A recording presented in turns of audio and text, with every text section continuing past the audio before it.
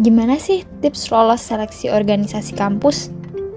Nah, teman-teman, jangan buru-buru.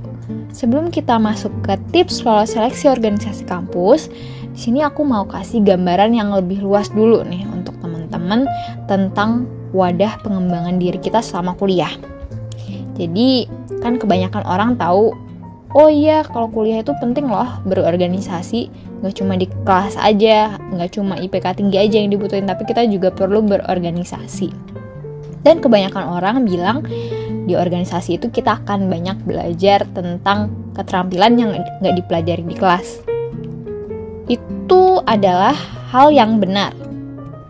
Tapi sebenarnya wadah pengembangan diri kita tuh nggak hanya di organisasi kampus aja loh. Jadi sebelum mendaftar, pastikan dulu pengembangan diri seperti apa sih yang teman-teman butuhkan. Apakah soft skill, ilmu berkomunikasi dengan orang lain, atau ilmu yang sesuai dengan jurusan teman-teman, atau koneksi, atau apa nih? Karena wadahnya bisa bermacam-macam. Selain organisasi di kampus, teman-teman juga bisa gabung ke kepanitiaan acara, ke komunitas di luar kampus, kegiatan sukarelawan, magang, atau kerja sampingan. Itu semuanya adalah wadah untuk mengembangkan diri kita.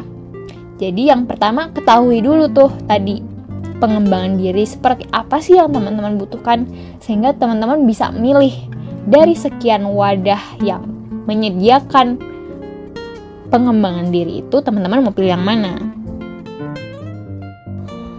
Nah, kalau misalnya teman-teman emang memilih untuk masuk organisasi kampus, maka ini ada 3 tips utama yang bisa teman-teman terapkan. Yang pertama adalah ketahui dengan jelas profil organisasi tersebut, termasuk tujuannya organisasi didirikan itu fokusnya apa. Kemudian orang-orang yang ada di dalamnya ya, pengurusnya tuh siapa aja. Dan kenapa sih kamu tuh tertarik untuk masuk ke organisasi tersebut dibanding dengan organisasi lain. Itu yang pertama. Jadi ketahui dengan jelas profil organisasi itu seperti apa. Kemudian tips yang kedua adalah kuasai profil diri kamu.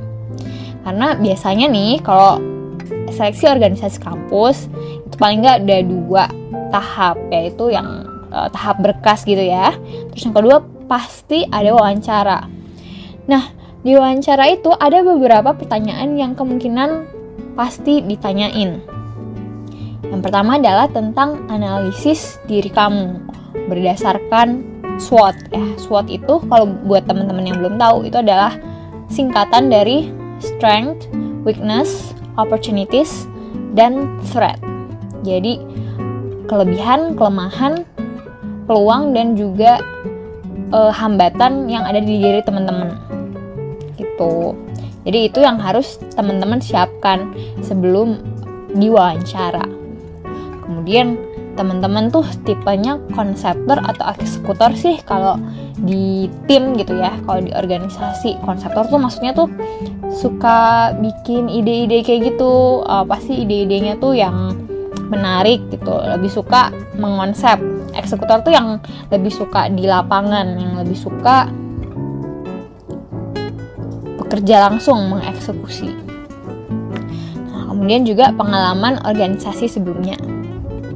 Yang penting apalagi ketika wawancara adalah coba latihan untuk mempersiapkan jawaban terbaik dan tetap jujur, jadi jangan dibuat-buat. Kemudian tips yang ketiga adalah tunjukkan kualitas diri kita, tunjukkan kalau kita tuh profesional. Caranya ada banyak, mulai dari misalnya mengumpulkan berkasnya sesuai dengan instruksi.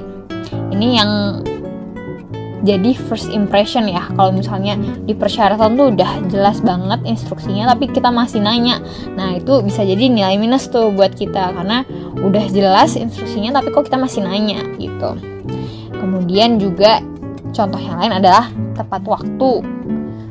Kemudian menjaga attitude secara langsung atau di dunia maya.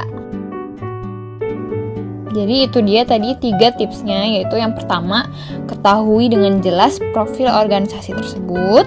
Kemudian kedua adalah kuasai profil diri kamu. Dan yang ketiga adalah tunjukkan kualitas diri kita.